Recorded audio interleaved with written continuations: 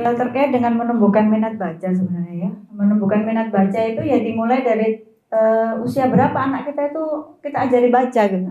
Kalau kita kebawa teori yang biar aja lah, nggak usah dipaksa lah, nggak boleh peraturan kementerian kan nggak boleh mengajarkan calistung di TK kan. Berarti logika kita ini logikanya dia baru belajar baca kelas 1 SD. Ya, logikanya. Tapi nggak sinkron sama kurikulum.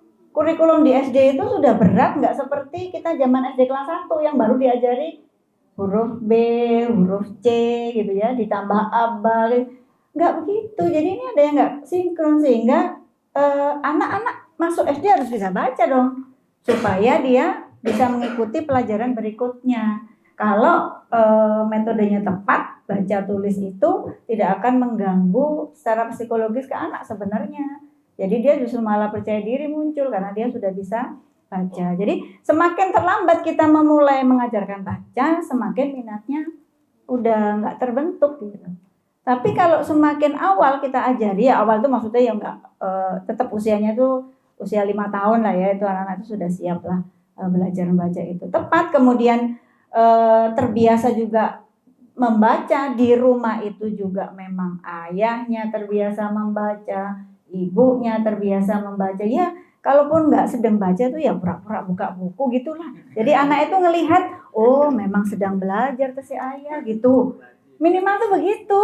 Jadi masa kita sudah pikir, apalagi ibu-ibu ya pikirannya udah macam-macam itu kalau udah belajar itu udah kurang fokus gitu. Tapi anak kita harus melihat, oh si ibu bunda serius baca juga ternyata gitu. Jadi nah itu usulnya bisa macam-macam ya. Kalau kemudian diriwet, bagaimana diriwet? Diriwet itu silakan saja gitu. Wah nanti anak nggak ikhlas membaca, ya nggak bakalan ikhlas. Dia suruh belajar usul fikih, misalnya usia berapa disuruh baca usul fikih? Oh udah mahasiswi. Oh iya mahasiswinya, ribetnya kurang gede berarti. Nggak masalah ya. Jadi reward dan punishment tuh boleh saja ya. Tergantung kesepakatan orang tua dan anak. Saya juga menyepakati sih reward yang kita berikan itu. Misalnya, nanti kalau kamu ada dulu yang tesisnya skripsinya nggak selesai.